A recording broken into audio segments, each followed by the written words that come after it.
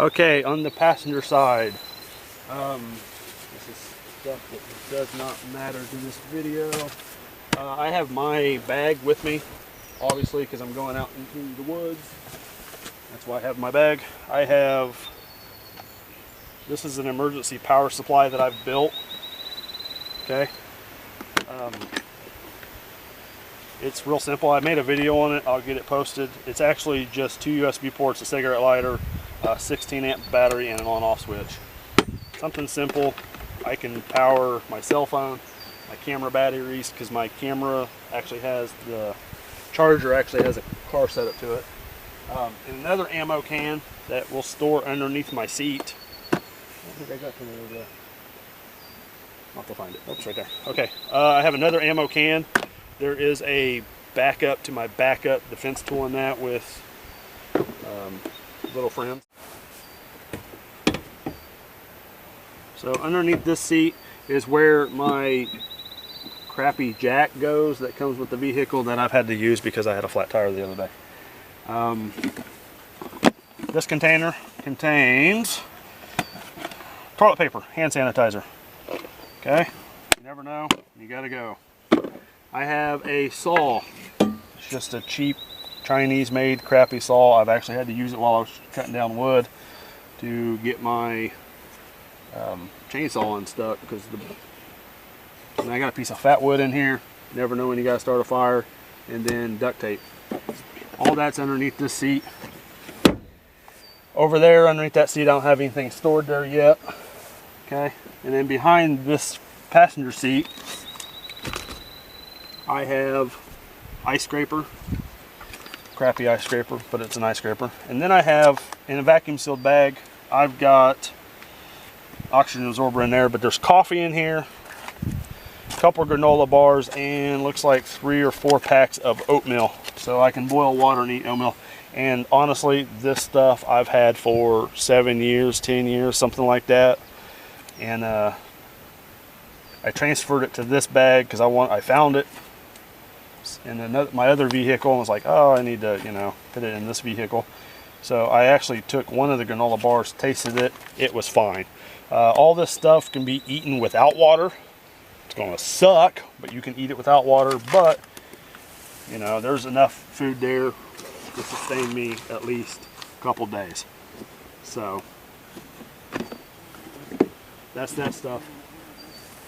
Something else, when having a vehicle, you want to have some alternate form of communication. So recently, 2 or 3 months ago actually, I obtained my ham radio license. So I have purchased my first ham radio, was a Baofeng. That actually says 10-way, but it's the same way. It's a UVR 5 Pro. UV5R Pro. Okay, so I purchased that. Came with this, I don't even know how long that is. Came with an aftermarket antenna as well as the rubber ducky antenna. So that's a longer whip. I've done some modifications that just a couple of cheap modifications that I can show you later. And I got 12 miles out of that from my house and hit a repeater in a town nearby. My recent one, I just got this a couple days ago. Okay, depending on when you watch the video, it's a couple days ago to me.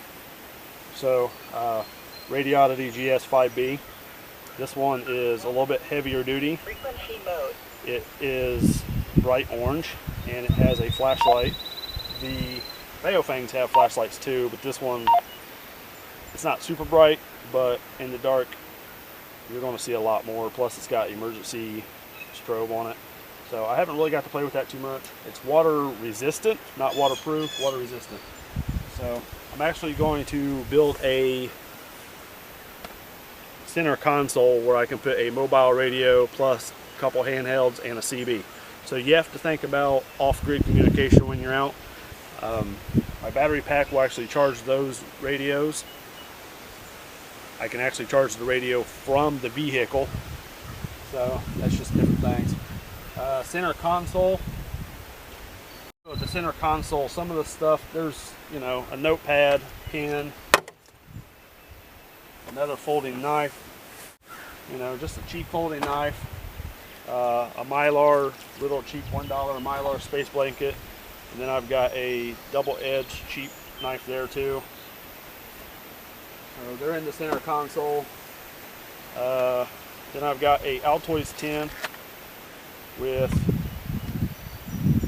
a mini survival kit, ferro rod, you know, covered in a Ranger band.